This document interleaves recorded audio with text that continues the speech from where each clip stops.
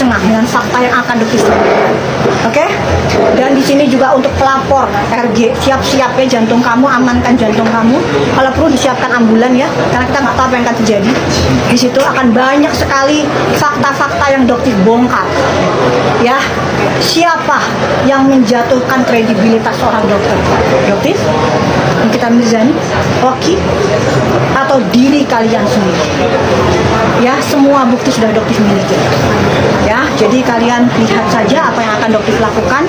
Dokter tidak pernah panik, takut, kabur, tidak ada dalam kamus hidupnya dokter. Ya, karena semua yang dokter sampaikan itu adalah fakta. Dan dokter apresiasi luar biasa kepada Badan POM ya, yang mengeluarkan press release tentang produk-produk yang memang ilegal atau berbahaya. Di sini dokter tekankan, Badan POM itu integritasnya luar biasa, tegak lurus guys.